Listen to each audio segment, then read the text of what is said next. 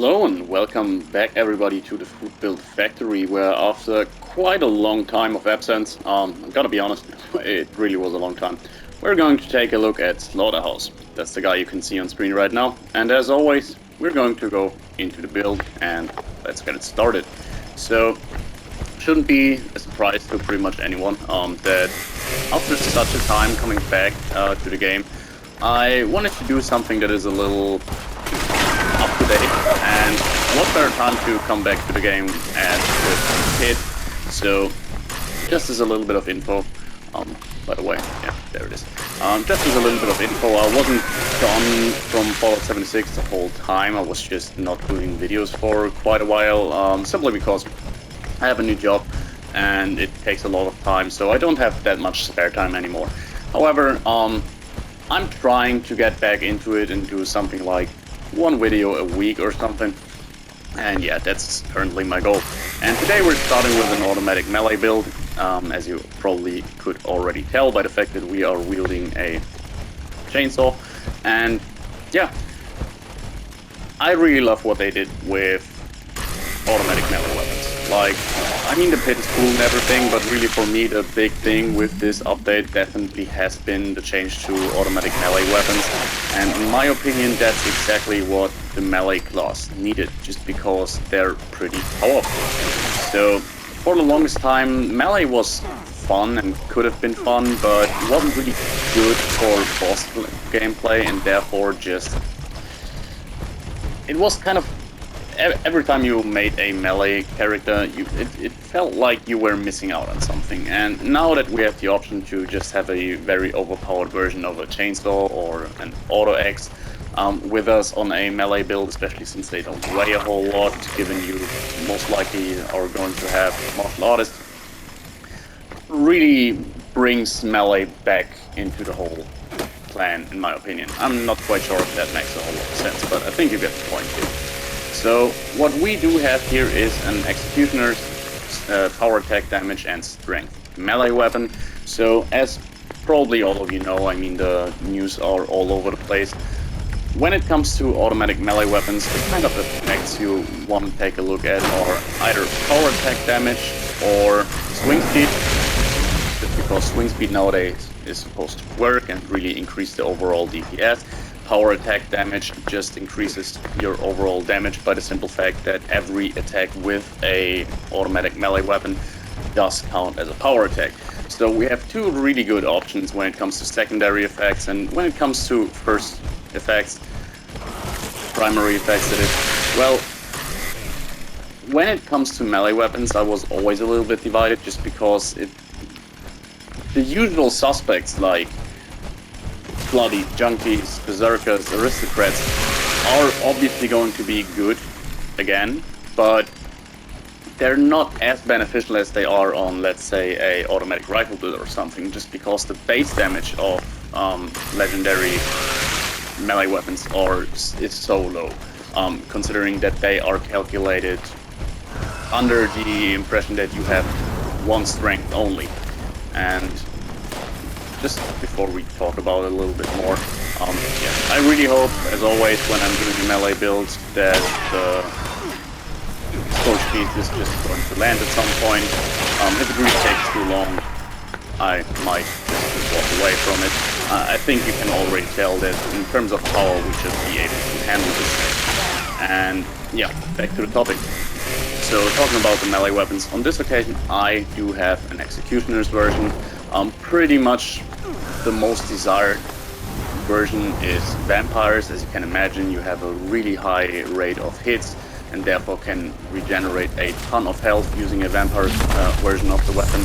However, I personally don't think that's necessary, considering the build, of course. I do want to make another build with a vampire's weapon where I can go outside of power armor and really be very tanky.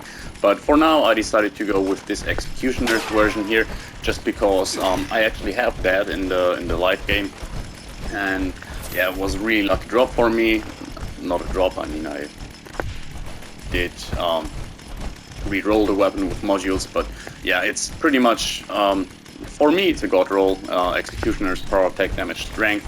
I personally would prefer to have a tertiary effect of taking less damage while power attacking, simply because this makes it so the whole time you're using this weapon and actively using it, you take 40% less damage, which is huge. And the little bit of extra damage from one more strength really doesn't cut it for me compared to that. But beggars can't be choosers, right? So we work with what we have here, and overall I really like the build. I did not have to put in a whole lot of thought or work, and it just came out really well. So as you can already tell by just looking at the video, what we're playing here is a kind of tanky melee character in power armor and using a chainsaw, which I'm so glad that finally the chainsaw is worth it, to be honest. It's really great. And I really did put a little bit of effort into making this whole build a little bit day-to-day friendly. So what I did is I worked on... Where is he? Oh yeah. Now they can fire while invisible? That's new to me. Maybe it isn't. Maybe I just misremember. The weapon condition was something I initially thought of being problematic. However, yeah, I put on makeshift weapon. Is it that? No, makeshift warrior, sorry. And luck of the draw. And this weapon holds on for ages. Now you all know that power armor really holds on for ages, so you really don't have to put in a whole lot of effort in order to keep your equipment running. The only thing at the moment that's bugging me a little bit with this build is I have rather little extra carry weight left over, just because I don't have calibrated shocks for my power armor set here, and didn't really bother to go on a custom world and buy the plan and just craft it quickly. So yeah, just when I'm going to look over the build later, just keep in mind you can have easy 100 extra carry weight here. There's nothing you will miss out of in terms of lag mods. So yeah, that's basically it. Now I could start to talk a lot about the benefits of being a little tanky and having healing factor and stuff like that, but I feel like yeah, that's pretty much done already in other videos. So let's focus a little bit more on the specific problems I had facing the automatic melee build. And the most important one, and pretty much the one that is the only caveat to using automatic melee weapons in my opinion, is the fact that they do consume action points when being used. I personally really like the decision the devs made on this occasion here, just because it's exactly what I want in terms of balancing weapons in Fallout 76. Just give them something that makes them unique compared to other weapon classes, and that can include downsides. I really like if weapons have a little bit of a downside to them. It makes for more unique builds and more fun. And overall they didn't do it in a way that makes them unusable or terrible. So they do consume relatively much if you're not preparing for it, but what I did is I just put optimized bracers on my power armor, so you really cut down on the amount of action points that you're using for these power attacks, which are just every attack you do. So that's a really great thing here. It really brings down the HP cost by a lot. Like, you wouldn't assume by just looking at the modification for the arms, but I think it's definitely a must-have if you want to play a power armor character using melee weapons. There's also modifications for non-power armor arms, but we'll get to that point once we're making a non-power armor automatic melee build. And the other big addition here is I do have relatively high agility, I should mention, but that's not really out of the ordinary in my case, at least for melee builds. I often do that just because I like power attacking anyways. But what I did in addition to that is I put a kinetic dynamo on my chest piece, and this is pretty much the most interesting info probably for a lot of players. Like, we all heard about how automatic melee weapons work, and we all know about optimized bracers and such, but the kinetic dynamo, to my knowledge, is one of the only, if not the only ways in the game to refresh action points while actually using them.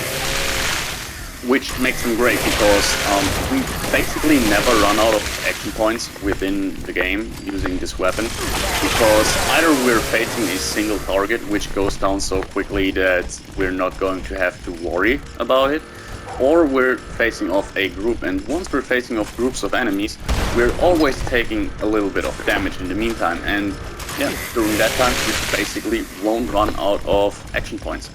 Now, one thing that should be mentioned is I have used the kinetic dynamo in the past for other builds, but I think it wasn't working as well as it does nowadays. It seems to really refresh a whole lot of action points.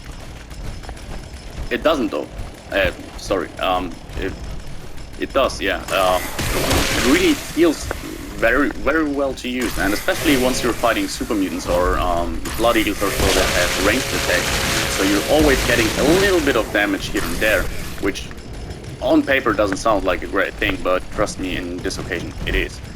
And yeah, I felt like one more thing I wanted to talk about was that I was worried at first when I heard how automatic melee weapons are supposed to work. I was thinking that yeah, it will be pretty much impossible to not use them in power armor, just because they will run through fusion cores like crazy. But to be honest, absolutely fine. I have no problem here, given I do have power user on my build, but I have played as well without power user and did not feel like it was a problem. By the way, let me just chuck a... what do we have here? Maybe at that cost they can't hurt, a little bit more damage. And yeah, let's take a carry weight booster just so we can film the rest of the video without having to just walk everywhere. As I said, encumbrance is not really a problem with this build, it's just because I haven't used calibrated shocks here. So yeah, using for drainage, even though you're constantly using action points to fight, it really isn't crazy. It's absolutely okay in my opinion. Like, I was really surprised, but yeah, that's just something I wanted to mention. I still have power user on this character, just as making it a little bit more convenient, but that's basically it. So with electric absorption, I haven't run out of a single fusion core ever since I started using this build, which is when the pit update came. So yeah, that's that. And yeah, the only thing worth mentioning at this point here is I said earlier that I am going to make a few more automatic melee builds just because I think there's worthwhile builds to explore. I definitely want to make a version using VATS a lot and combining that with hack and slash, which is great. I already did some trials, works nicely and is a lot of fun. But for now, this was basically it. And yeah, I hope you enjoyed the gameplay part so far, and now we're going to take a look at the perks, mutations and everything else. And just a little reminder, or not a reminder, I'm just telling you now, I've been told while I was gone that the only criticism really when it comes to the channel is that my videos can take a little bit long, and I do absolutely agree. So what I decided to do is from now on I will try to make this part of the video where I'm going over the perks and everything a little bit shorter, just going over the interesting stuff but not mentioning stuff like Life Giver and so on. So if you ever feel like you have a question or don't understand where a perk comes from, just keep in mind I am a very small channel, so we have the benefit of me being able to interact with pretty much everyone. So if you have a question, there's a 99% chance I'm going to answer it, and feel free to comment here. I'm also trying to, by the way, shout out or answer your comments that were in the meantime where I wasn't uploading. And yeah, by the way, shout outs to Robert Corella. Like, I was thinking about coming back and doing another video for a few weeks now, but really your comment today where you said that you missed those builds, that I know this sounds a little bit stupid, but this means a lot to me just because I'm a very small channel and I really didn't think people were going to miss me. So yeah, that being said, no more sentimentals and let's get into the details. First of all, starting off with our mutations here, there's quite a bunch and there's a few that aren't necessary, like Chameleon is just that way, it doesn't do anything to us though, and Plague Walker is just here because I'm planning to do another build, but it doesn't really have a negative side to us here. What I wanted to have is Scaly Skin, even though it reduces our action points by a little bit. Stuff like Speed Demon and Marsupial are just always there for better maneuverability, and Talons is a leftover just because this is my melee build in general. I switch to it when I use unarmed as well, and overall I don't really feel like always changing the mutations out just because, yeah, Talons is only one less agility overall with Claw Streak, so I just leave that in there. Just keep in mind, if you want to play the build like this, you don't need Talons. It's a tiny bit of extra action points if you don't use it. Twisted Muscles, extra melee damage, chance to cripple, really nice. I think the crippling especially works really well with the automatic melee weapons. The chainsaw seems to have a very good chance to stagger enemies, which I think comes from the fact that you have a good chance to cripple an enemy fast, and when an enemy is crippled, he's staggered. So probably that's why it works like that. But anyways, Carnivore, good for melee builds to increase your strength. You just saw it with a Deathclaw Stake, but you can use Mutant Hound Chops and so forth. There's a lot of good buffs you can use when using a melee build that come from meat-based diets. And Bird Bones is just here because in Power Armor I often like to have it. I mean, extra agility on this occasion is actually really nice for us, but mainly the reduced fall speed is nice so we don't get into the stagger animation like every single time we jump off even a tiny ledge. And yeah, that's pretty much everything I wanted to say about mutations. Going over to our weapon itself, this is the Executioner's Flaming Chainsaw. So yeah, Executioner's power attack, damage, and strength, already mentioned it in the video. Like, power attack damage affects every single time attack we do. Overall, if you really want to go for maximized DPS, I'm pretty sure, since you have a lot of armor penetration anyways, that swing speed will increase your DPS a little bit more than power attack does. So if you are in a lucky position to have both options, maybe go for swing speed, but I like power attack damage as well here. Executioners is always a nice effect in my eyes, but it really works well with the chainsaw. I'm actually pretty impressed that when I'm looking at the subreddits and so forth, people are all over anti-armor and vampires chainsaws, but I really don't see a lot of talk about executioners ones, and they are crazy good. I don't know why there's not much more talk about it. I do have the Flamer modification, which is really cheap to buy at the Watoga station. It's pretty much always there. It's really nothing you have to actually grind for or anything. And I do have a dual bar, which on another character I was already able to modify chainsaws just from scrapping them in the past, so I was lucky there. But I'm pretty sure you can buy the mod box as well for relatively cheap. And overall, yeah, this makes the weapon a real beast. Like 93 damage and 17 flaming damage on a weapon that's attacking so fast. This is really crazy. I think it's a really overpowered weapon. And yeah, only thing to mention is condition. As you can see, we are currently at like 105% or so. I did repair it with a repair kit, so it was 150%, and I was playing for at least 15 hours without repairing it or something. And with Gunsmith and Luck of the Draw, this is how little condition the weapon lost. So yeah, pretty great, I think. When it comes to power armor, it's really unspectacular, and I know a lot of people will hate, but I do have a Vanguard's T45 set, so people usually really hate Vanguards on power armor just because with pretty much every single power armor you are already at the point of diminishing returns, so the amount of extra survivability you get from Vanguards is really minimal, but I just happen to have the set on me, and to be honest, there's nothing you desperately need here when it comes to power armor, as it's often the case in my eyes. So yeah, 3 1-star pieces, and I think 1 charisma, a little bit of extra chance to deal damage to melee attackers, and 1 with extra strength, which probably is nice. But overall, yeah, it's nothing too crazy. As for the modifications, I already talked about it. Optimized bracers on the arms, reducing the AP cost of our weapon, which is very nice. And the kinetic dynamo. I talked in depth about how this combination really makes the build great.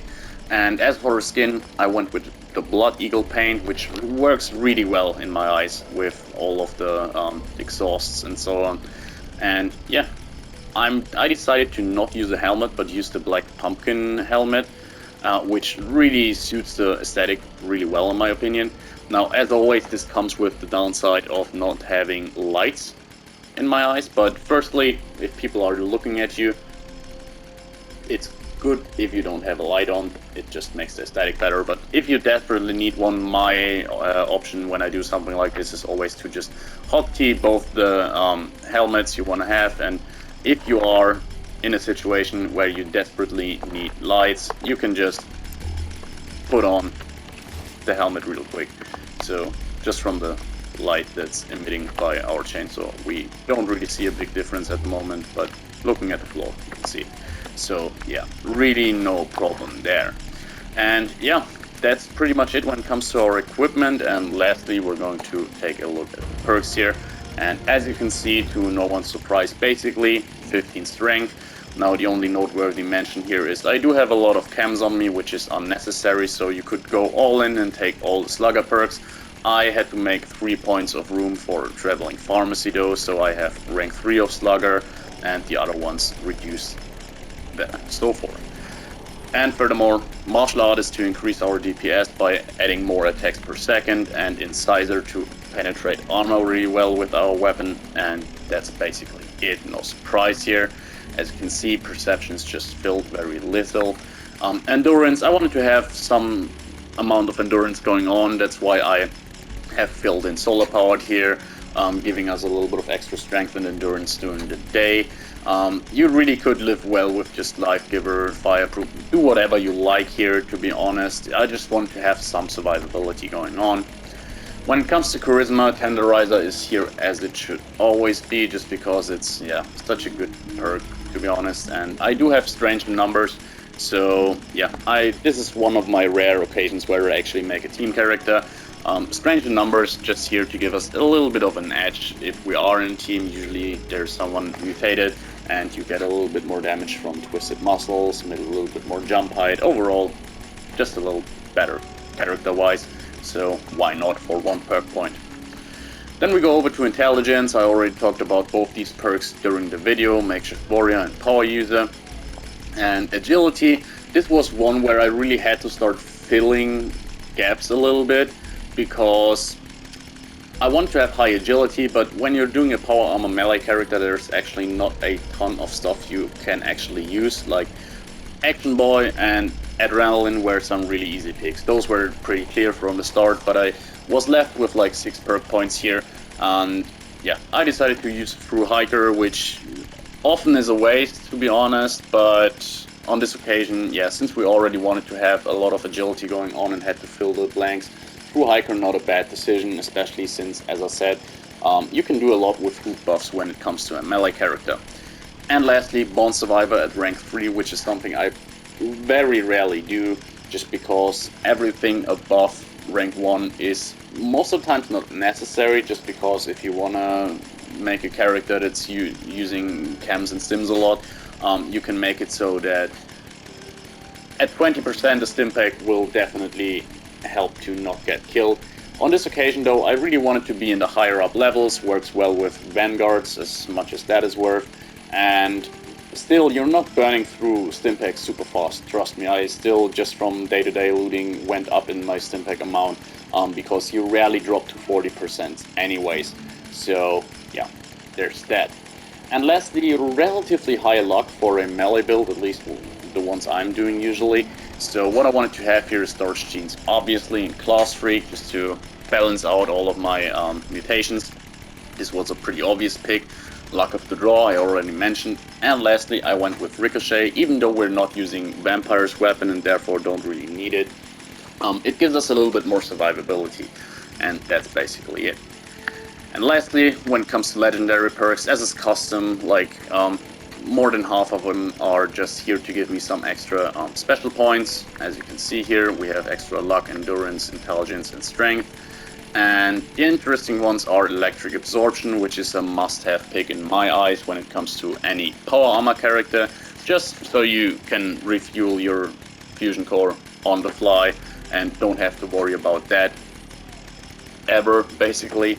And lastly, we have taken one for the team, since, as I said, this is a little bit of a team build. I'm using it as in a public team on my own, but the taking one for the team should be beneficial, other than strange numbers, by the way, because I don't have a teammate on me. But taking one for the team should work anyways and gives you a significant damage boost. So once enemies are attacking you, you really start ripping through their health bar. Like, this is probably one of my most powerful builds that I ever put together, by the way, just not because I put a lot of effort into it, just because the weapon is so great. And yeah, being nighttime now, I think that was it. I really hope you enjoyed the build, guys, and yeah, I'm really looking forward to getting back into the game. If you really want to see a special weapon being used in a build or something, just hit me up, write me a comment or something. If you want to see a particular build, do that. And yeah, glad to be back, guys, and see you next time. Bye.